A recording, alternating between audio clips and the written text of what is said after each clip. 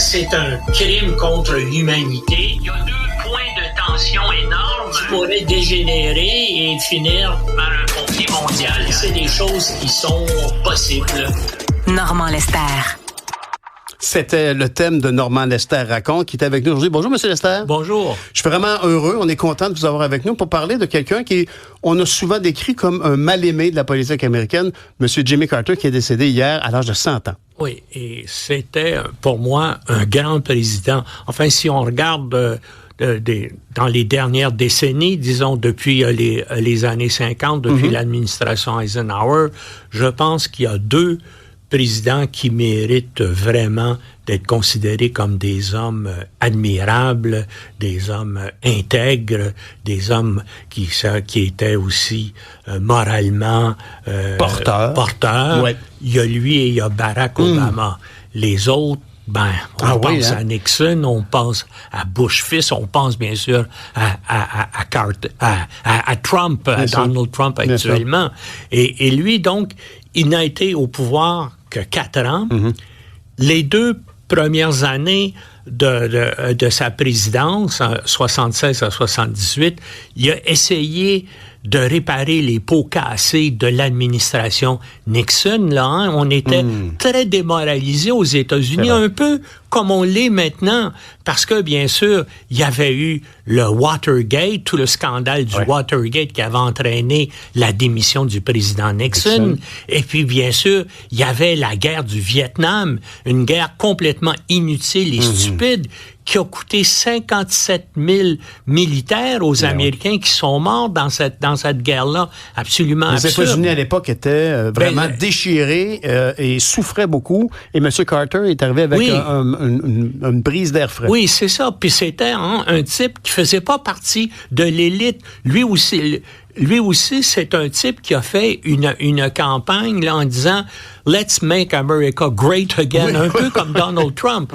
Alors que Donald Trump faisait partie de l'élite économique, lui, qui avait été quand même gouverneur de Georgie, eh bien, c'était le fils d'un agriculteur d'arachides. Et lui-même, une fois sa présidence terminée, a repris l'entreprise familiale. Et, bien sûr, il a fait donc, il a été affecté grandement par les séquelles de l'administration Nixon. Parce qu'il y a aussi le fait que Nixon avait appuyé inconditionnellement Israël dans la guerre du Kippour de 73, et ça, bien sûr, ça avait eu comme représailles un embargo pétrolier total des pays arabo-musulmans qui avait plongé, bien sûr, l'économie américaine. La fameuse crise du pétrole, en 72-73, dans ces eaux-là. Qui avait plongé les États-Unis dans une récession et toutes sortes de problèmes économiques semblables à ceux-là qu'on a connus encore récemment. Alors lui, les 2 premières années de son administration, s'est attaché à essayer de gérer tout cela. Et ensuite de ça, il a été affecté par d'autres séquelles, si vous voulez, des administrations précédentes.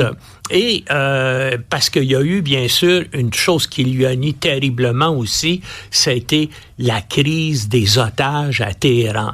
Parce qu'il y a eu pendant... Ça a été très long. Oui, ça a été très long. Pendant sa présidence, donc, le Shah d'Iran a été renversé par un gouvernement islamiste à Téhéran qui est encore au pouvoir. Il faut dire que dans les années 50, c'est la CIA qui avait placé le Shah d'Iran au pouvoir. Alors, le Shah d'Iran s'est réfugié au Mexique. Là, le Shah d'Iran, c'est pas le chat, le miaou, là. C'est C-H-A-T. C'est S-H-A-H. Oui. Et pourquoi? C'est une terminologie. C'est le en perse, ça veut dire le leader suprême vénéré. Si ça nous rassure. Alors donc, une fois renversé, il a trouvé refuge au Mexique, mais il y avait un cancer. Et là, il a demandé aux États-Unis la permission de venir se faire soigner aux États-Unis. Carter était extrêmement réticent de cela parce qu'il voyait les conséquences. Mais son principal conseiller, Zbigniew Brzezinski, lui a dit non, il faut le faire.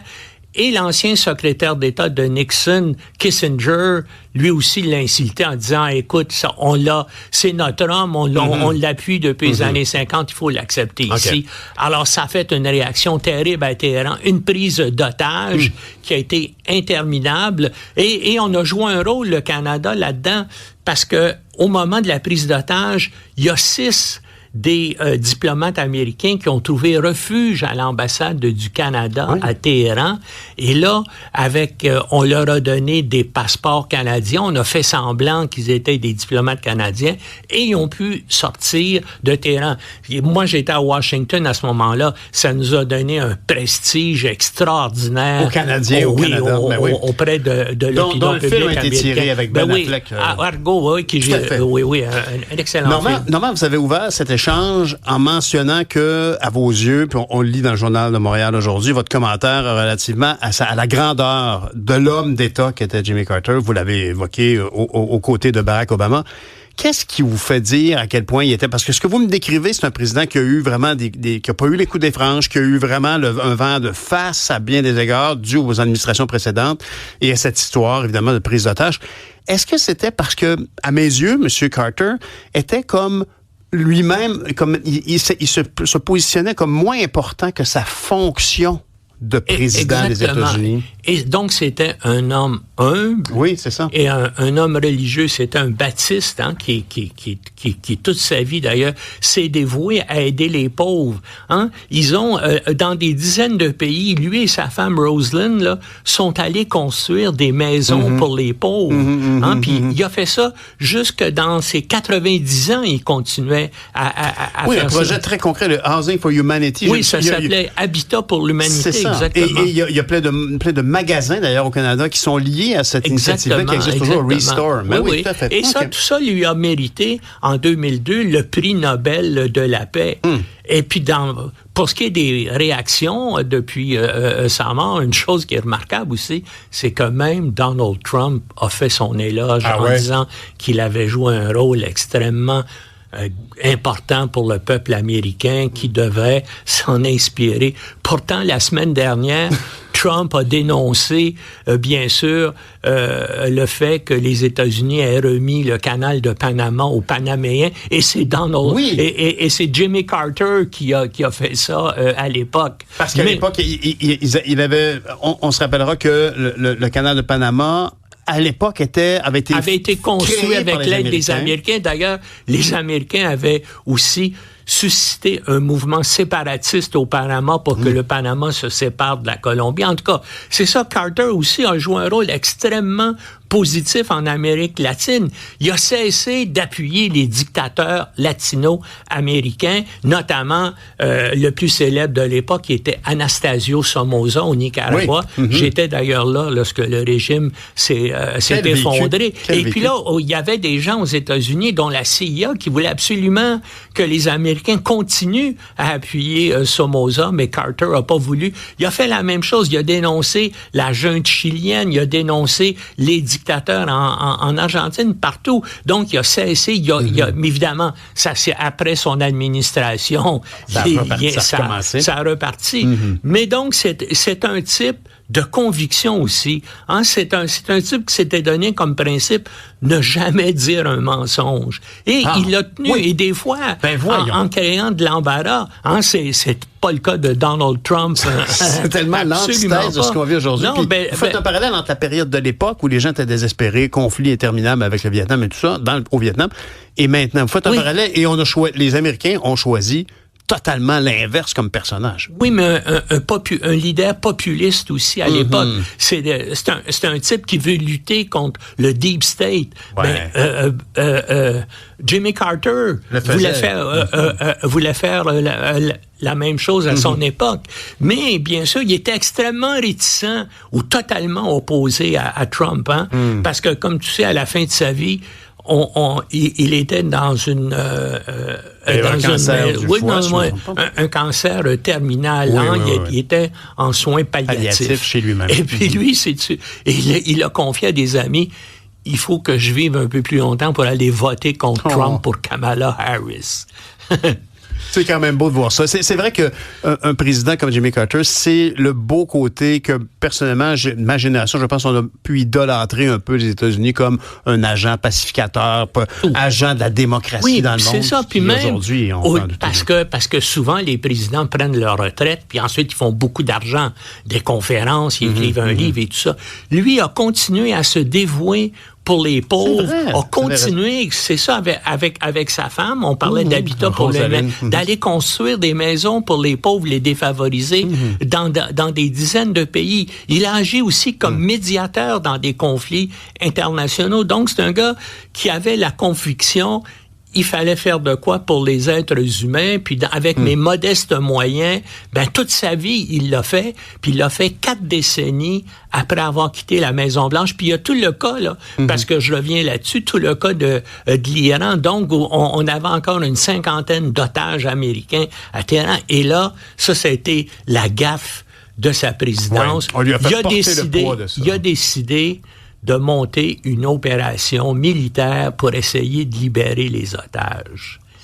Et ça s'est terminé par un désastre. Il y a un hélicoptère américain qui a crashé. Il y a l'avion de transport américain aussi qui a crashé. Ça a fait des morts parmi les soldats américains. Et puis, les otages sont restés là. Mais là, c'est ça. Mais il y a encore un mystère, puis un mystère négatif pour les républicains, parce que le jour où Jimmy Carter a démissionné, donc quand il a remis le pouvoir officiellement à son successeur, qui était Gerald Ford? Quand il a remis le pouvoir à Ronald Reagan, dans les minutes après que ça a été diffusé à travers le monde à la télévision, la remise du pouvoir, qu'est-ce que les Iraniens ont fait? Ils ont libéré les otages. Et là, bien sûr, depuis ce temps-là, et moi je le pense aussi, il y a des gens qui disent, c'est qu'il y a eu un deal entre les républicains et les Iraniens en disant, vous les gardez en otage jusqu'à quand notre administration va être là, et nous, on va être bons avec eux. Et c'est ça qu'ils ont fait, parce que immédiatement, une fois que Ronald Reagan est au pouvoir, il y a eu l'épouvantable scandale de l'Irangate.